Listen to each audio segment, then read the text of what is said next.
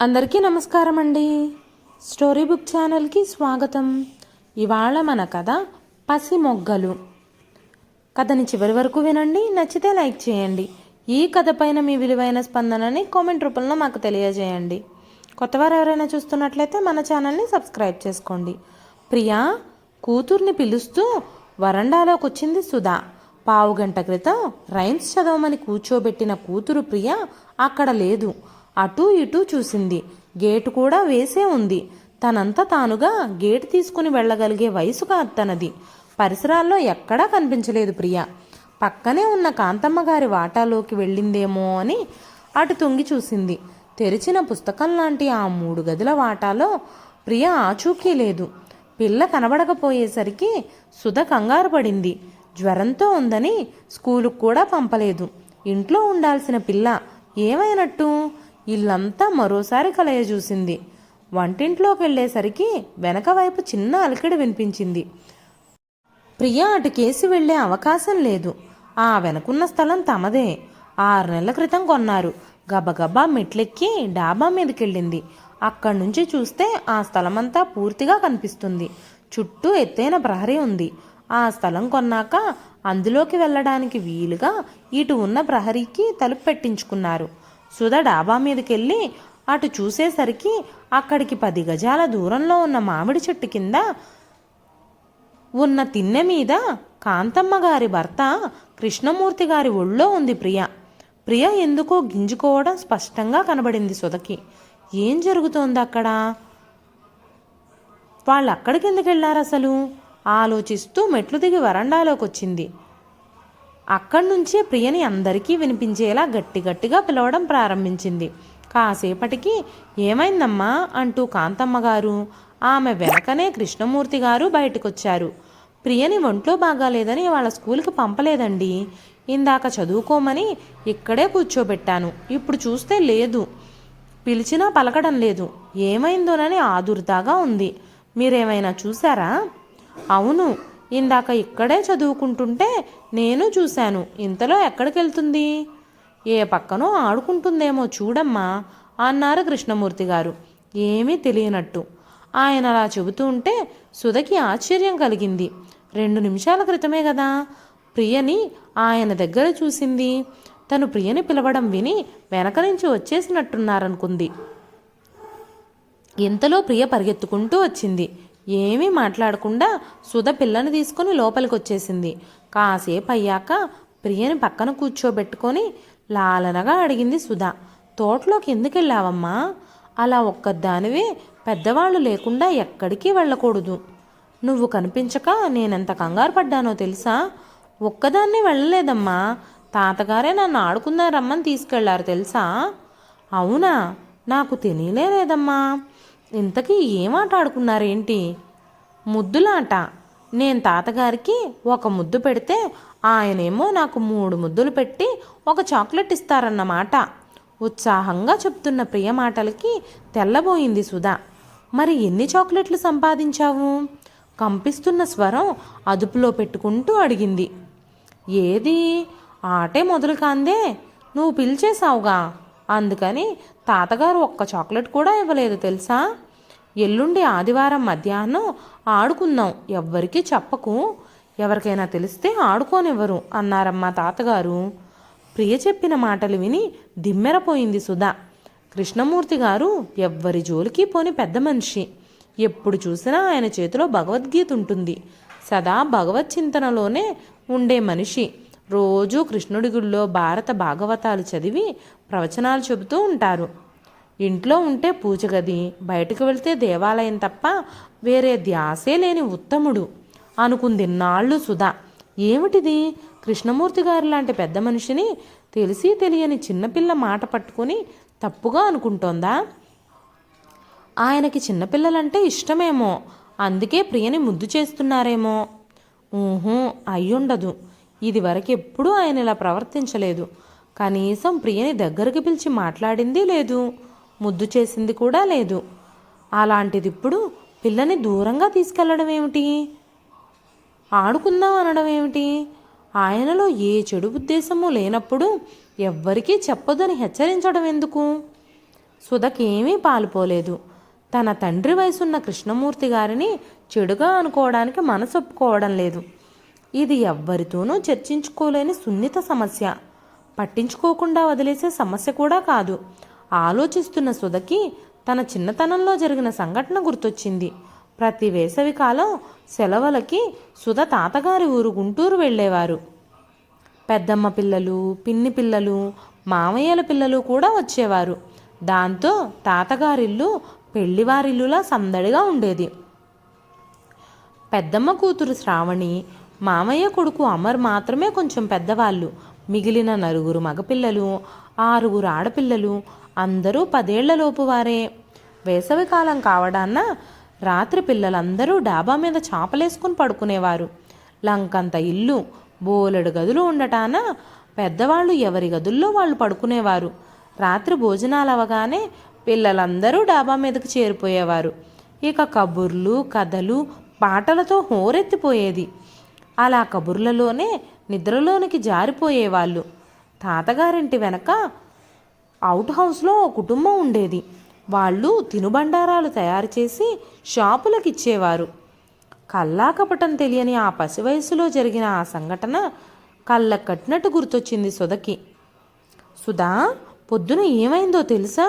నేను నీళ్ళోసుకుంటుంటే ఆ వెనుకుంటాడు హరిబాబు తలుపు తోసుకొని లోపలికి వచ్చేశాడు.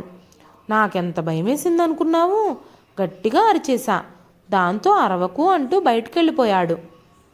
పిన్ని కూతురు శశికళ గుసగుసగా అంది.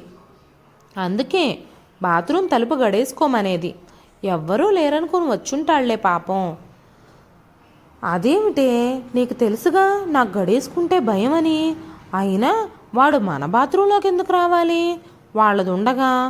బిక్క మొహంతో అది అలా అంటుంటే తనకి నవ్వు ఆగలేదు. ఏంటే సుధా, మీరిద్దరూ ఏదో చెప్పేసుకుని నవ్వేసుకుంటున్నారు. నాకు చెప్పరా? చిన్నమావయ్య కూతురు వీణ అంది. శశికళ దానికి కూడా పొద్దున జరిగింది చెప్పింది. మా పక్కనే పడుకొని మాటలన్నీ వింటున్న గౌరీ అంది. ఆ హరిబాబుగాడు మంచాడు కాదే. ఎవ్వరూ లేకుండా చూసి నన్ను ఒళ్ళంతా ఎక్కడెక్కడో ముట్టుకునేవాడు. నాకు చిరాకేసి మా అమ్మతో చెప్తానని బెదిరించాను. దాంతో అలా చేయడం మానేశాడు. కానీ పెద్దవాళ్లతో ఇలాంటివి ఎలా చెప్తాను చెప్పు? అయితే హరిబాబు మంచాడు కాదా? నాకు మినపసున్నుండలు ఇస్తానన్నాడు బేలగా అంది పెద్దమావయ్య కూతురు రాణి. రాణి వట్టి అమాయకురాలు, తిండిపోతూ. దానికి తగినట్టే ఈడుకు మించి పుష్టిగా ఎత్తరిగా ఉంటుంది. అంతవరకు మా మాటలన్నీ విన్నట్టుంది. అటు పక్కన పడుకున్న మా అక్క శ్రావణి లేచి మా దగ్గరకు వచ్చింది. ఏంటి రాణి, హరిబాబు నీకు మినపసున్నుండలు ఇస్తానన్నాడా? ఎవ్వరికీ ఇవ్వకుండా నీ ఒక్కదానికే ఎందుకు ఇస్తానన్నాడు? అవును వదినా, నీకొక్కదానికే ఇస్తాను కానీ ఎవ్వరికీ చెప్పకు అన్నాడు. సరే, ఎందుకు ఇస్తానన్నాడు అసలు? మరేమో, అసలు నిన్నేమైందంటే ఆకలేసి జామకాయలు కోసుకుందామని వెనకింటికేసి వెళ్ళాను. అప్పుడు హరిబాబు వచ్చి వెనక నుంచి నన్ను పట్టుకున్నాడు. ముద్దు పెట్టుకోపోయాడు. విదిలించుకొని వచ్చేస్తుంటే నేను చెప్పినట్టు వింటే జామకాయలు ఇంకా ఏం కావాలంటే అవి ఇస్తానన్నాడు. మినప సున్నుండలు 2 కావాలి అన్నాను. అలాగే, రాత్రి అందరూ పడుకున్నాక మెట్ల దాకా వచ్చి పిలుస్తాను. అంతవరకు మెలకువగా ఉండి పిలవగానే రా, సున్నుండలిస్తాను అన్నాడు. మరొచ్చాడా? సున్నుండలిచ్చాడా? ఏం జరిగింది? ఆత్రంగా అడిగిందక్క. వచ్చాడంట. నాకు నిద్ర పట్టేసింది. ఎందుకు నిద్రపోయావని అడిగాడిందాక. ఇవాళ నిద్రపోకుండా వస్తే సున్నుండలతో పాటు జిలేబీ కూడా ఇస్తానన్నాడు. మరి వెళ్ళొద్దా? అమాయకంగా అంది రాణి. ఉండు, ఇప్పుడే వస్తాను అంటూ లేచి వెళ్ళి కాసేపు అయ్యాక అమర్ బావతో మాట్లాడి వచ్చింది అక్క. నీకేం భయం లేదు. ఇవాళ వాడు వచ్చి పిలవగానే వెళ్ళి నేను చెప్పినట్టు చెయ్యి. అమర్ కూడా మనతో ఇక్కడే పడుకుంటాడు. వాడు నిన్నేమీ చెయ్యకుండా మేం చూస్తాం. మెలకువగా ఉండు. మిగతా వాళ్ళంతా మాట్లాడకుండా సైలెంట్గా నిద్రపోండి. వాడొచ్చాక ఏం చెయ్యాలో అమర్ నేను ఆలోచిస్తాం. ఇక పడుకోండి మీరంతా. రాణి, నువ్వు మట్టుకు వాడు పిలిస్తే వినిపించేలా ఈ పక్కన నిద్రపోకుండా మెలకువగా పడుకో అందక్క. మేమంతా సైలెంట్గా నిద్ర నటిస్తూ పడుకున్నాం. అక్క మమ్మల్ని నిద్రపోమని చెప్పింది, కానీ మేమంతా నిద్రపోకుండా ఏం జరుగుతుందో చూద్దామని ఒకరికొకరం చెప్పుకున్నాం. తను, గౌరీ, వీణ తప్ప మిగిలిన వాళ్ళు కొద్దిసేపటికే నిద్రపోయారు. మేము ముగ్గురం మట్టుకు నిద్ర కూరుకొస్తున్నా బలవంతాన ఆపుకుంటున్నాం. అలా 1 గంట గడిచిపోయింది, కానీ హరిబాబు రాలేదు. ఇక వాడు రాడేమోనే, నిద్రొచ్చేస్తుంది, పడుకుందాం ఆవలిస్తూ గౌరీ అంటుండగా మెట్ల మీద అలికిడి వినిపించింది. అక్క రాణిని తట్టి లేపి వెళ్ళమన్నట్టు సైగ చేసింది. రాణి లేచి గబగబా మెట్లకేసి వెళ్ళింది. మేం ముగ్గురం కళ్ళు విప్పార్చుకొని చూస్తున్నాం. 2 నిమిషాల్లో రాణి అక్క చెప్పినట్టుగానే హరిబాబు చేతులు గట్టిగా పట్టుకొని దొంగ దొంగ అంటూ గట్టిగా అరవడం, ఆ వెనువెంటనే అమర్బావ లైటేసి వచ్చి తను కూడా హరిబాబుని కదలకుండా పట్టుకొని గట్టిగా అరవడం ప్రారంభించాడు. వాళ్ళ అరుపులకి పెద్దవాళ్లంతా పైకొచ్చేశారు. నిద్రపోతున్న తన మెళ్ళో గొలుసు లాగబోతుంటే మెలకువ వచ్చి పారిపోతున్న హరిబాబుని పట్టుకున్నామని రాణి చెప్పేసరికి అందరూ కలిసి ఆ హరిబాబుకి దేహశుద్ధి చేశారు. మరో 4 రోజుల తరువాత ఆ కుటుంబం ఇల్లు ఖాళీ చేసి వెళ్ళిపోవడంతో ఆడపిల్లలందరికీ హరిబాబు బెడద తప్పిపోయింది. అప్పుడైతే శ్రావణక్క తెలివిగా హరిబాబు నుంచి రక్షించింది. ఇప్పుడు తన కూతుర్ని ఎలా కాపాడుకోవడం? అసలు తను అనుకుంటున్నది నిజమో కాదో తనకే తెలియదు. అందుకని ముందుగా తనే ఈ విషయం నిజమో కాదో నిర్ధారించుకొని అప్పుడు వినయ్తో చెప్తే తానే పరిష్కారం ఆలోచిస్తాడు అనుకుంది సుధా. ఆదివారం మధ్యాహ్నం వినయ్ గదిలో నిద్రపోతున్నాడు. హాల్లో ప్రియ బొమ్మలతో ఆడుకుంటోంది. పక్కనే కూర్చుని సుధ నవల చదువుకుంటోంది.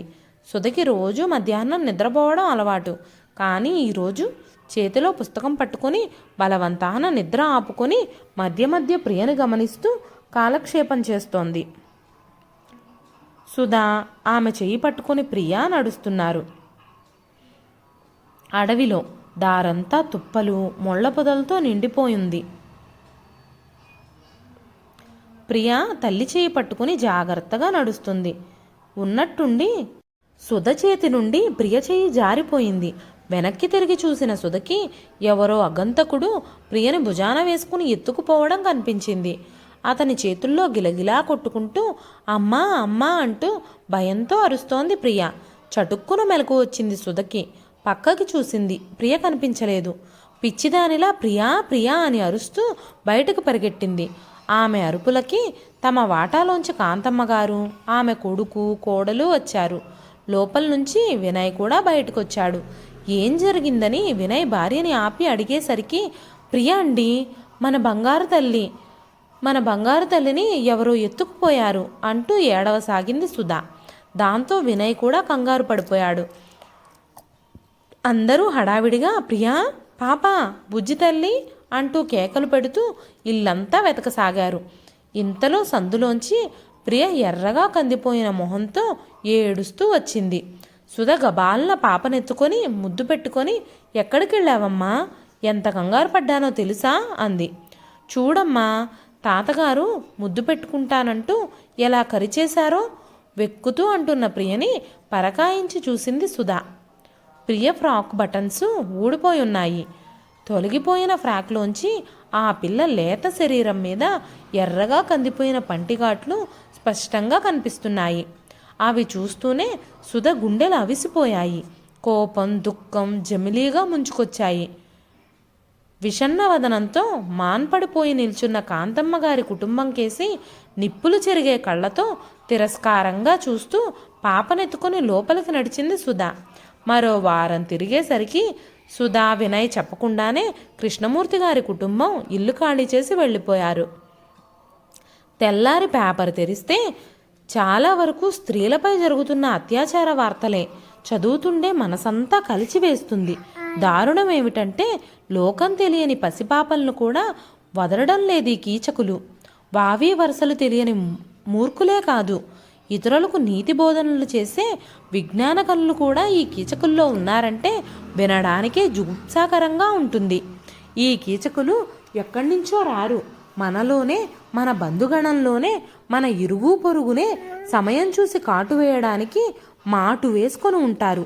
పసిమొగ్గలను కబళింప చూసే ఈ చీడపురుగుల బారి నుండి తమ చిన్నారులను కాపాడుకునే బాధ్యత ప్రతి తల్లిదండ్రుల మీద ఉంది.